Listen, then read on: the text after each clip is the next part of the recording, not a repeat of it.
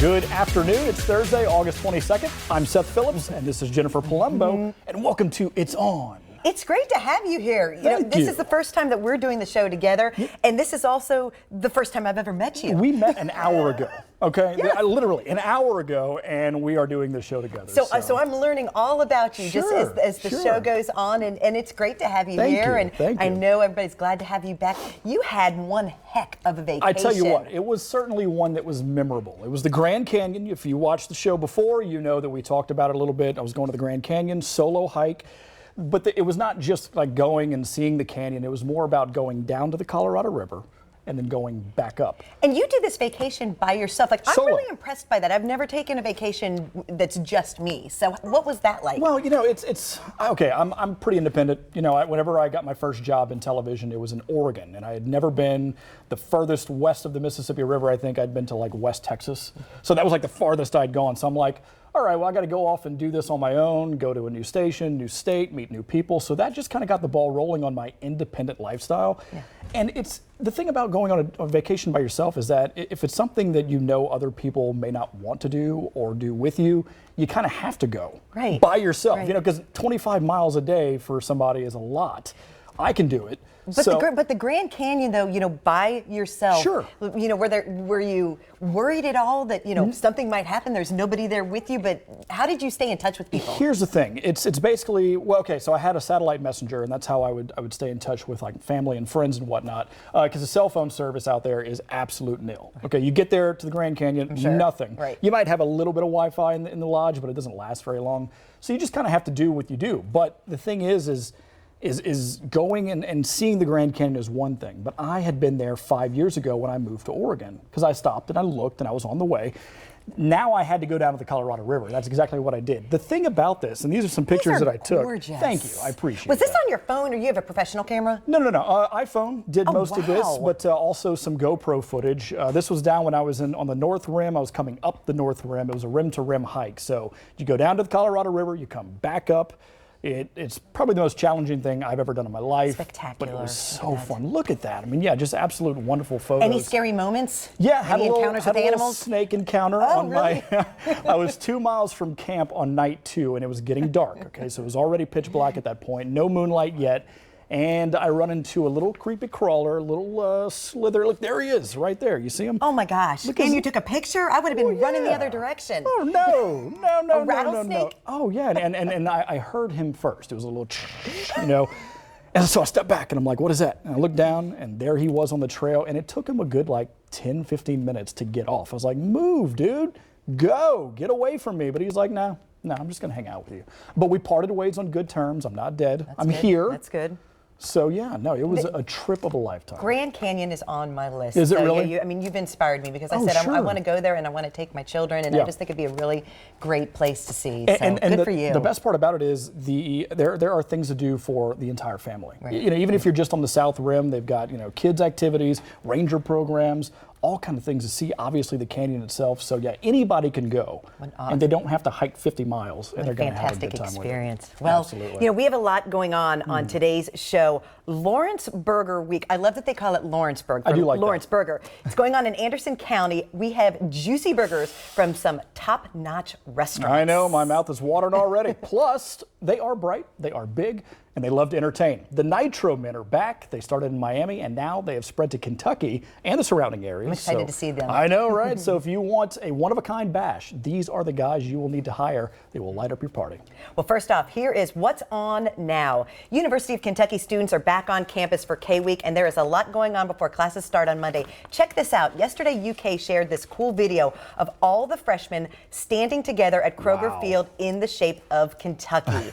Welcome to the class of 2023, which has set a new record at UK with about 5,400 students. Whoa. And that's really cool to see that at night, too. They have started doing that the last few years, and it's just such a cool thing to see. So they dimmed the lights. They all had, their cell phones up or something? Probably holding up their cell phone lights, yes. But just to do the state, I mean, Kentucky as a shape is kind of weird. It's kind of awkward. It's got like a big hump here. It's perfect a little how they weird did down it, on the left side, you know, where Western Kentucky is, but then they made it perfectly. And then look at the lights. Yeah, it's great. And also, Transy students are moving back in this week too. So Are they really? So they'll be starting school the week after. So a lot going on the college campuses around here. Absolutely. All right. Well, remember the dress debate of 2015? I'm Yes. sure you do. Was it white and gold, or was it blue and black? Well, now there's another challenge. There's a new optical illusion driving the internet crazy. Is it a bird or is it a bunny? Well, the survey says it's a bird. I don't see the bunny. Now I do. Yeah. Now I Like, did. those are its I ears, see it now. and it's, Yep. yeah, okay. It's an African white-necked raven named Mischief, of course, to be exact. This 18-year-old fella belonged to the World Bird Sanctuary in Missouri. Not only does he fly, he talks, paints, and of course confuses the internet. There's always something. I think it's a rat. I don't think it's any of them. Well, speaking of strange-looking animals, there is now a two-faced fish that has gone viral. Say what? Check out this lake trout that appears to have two mouths. Debbie Geddes was fishing on Lake Champlain in New York with her husband when she caught this fish. She says she took a few pics of the creature and then threw it back in the water.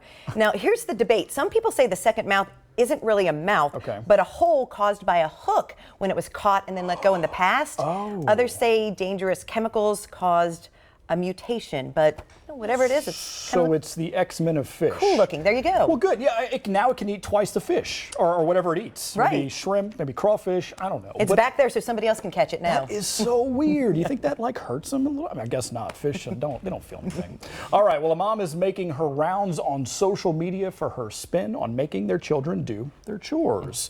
Shakitha McGregor and her kids apply for the jobs when they ask for more allowance. Before her children came home from school, she set up a job fair in her house. She had job postings, applications, forms, and noticed for an in-home credit union. Oh my goodness. McGregor says she told them if they want the things that they are asking for, they have to get a job first. Said the children and brought her some applications, even sent out a rejection letter to her oldest son for the position that he was, or that the youngest daughter got instead.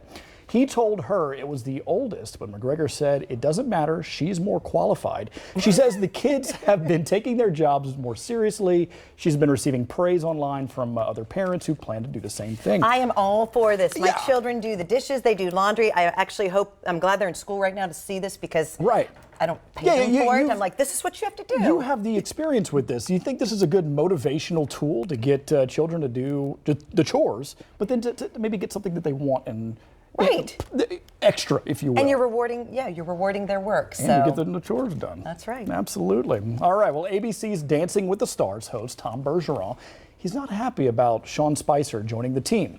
Bergeron took to Twitter to criticize what he called, quote, a politically divisive booking. After the show cast the former Trump administrator press secretary, he says during lunch with an executive producer for Dancing with the Stars, he had offered up some suggestions for season 28. Bergeron went on to say, in return from an unprecedented year-long hiatus, Dancing with the Stars would be a joyful respite from political climate. He didn't mention Spicer directly, but noted in his post the show's producer decided to go in a different direction. Yeah, he's saying, they want the show to be a break without the politics, so. I get it. It's kind of an escape. Right. But he's a star. Yeah. So I guess technically he fits the bill, loosely right? for star, but yeah, he's well known. Yeah. Right. It's somebody that people know. And I think that's what a star in that context would kind of And somebody that would create buzz. Yep. Absolutely. Well, here's a new twist on Take Your Child to Work Day. This is from New Zealand's Parliament. While presiding over debate, the speaker held and fed the 1-month-old son of a lawmaker. The baby's father had just come back from paternity leave and was sitting nearby. Social media was quick to praise the speaker and the lawmaker for normalizing the family unit. Last year, New Zealand's Prime Minister Jacinda Ardern made history as the first world leader in nearly 30 years to have a child while in office. He's doing a good job of it, and that baby looks really well behaved. I'm very impressed. Yeah, can you imagine? I mean, normally babies are like all over the place, and this one's just like, I'm loving this spot. He's doing a good job. job. Maybe a future lawmaker, you Maybe, think? maybe. Absolutely. Okay, be careful where you ride your scooter. Police in Milwaukee ticketed 3 men for riding their scooters on an interstate. What? They told police that's the route their GPS told them to take. The 3 men on dockless scooters took the advice of their GPS and ended up in a dangerous situation. Look at that. Sheriff's deputies say the men told them they were visiting from Texas and they were just trying to get to the Harley-Davidson Museum. Okay. According to police, the men were trying to get out of traffic, crossed 3 lanes going 50 miles an hour in order to get to the museum. Each man got a ticket for $204. Those men are lucky that they are still here to talk about it. What are you doing? Crazy. crazy. Okay, so they thought getting on the interstate would have been a good idea. Now, I've seen some sketch characters on the interstate, all right? I've driven a lot of interstate in my life, but that would be something to see. And even seeing those scooters just like in, downtown Nashville or some of the cities can be a little dangerous, much less the interstate. Even on 64 right there, these guys would be in a world of hurt. All right, well, Miley Cyrus and Liam Hemsworth's split is on its way to becoming official.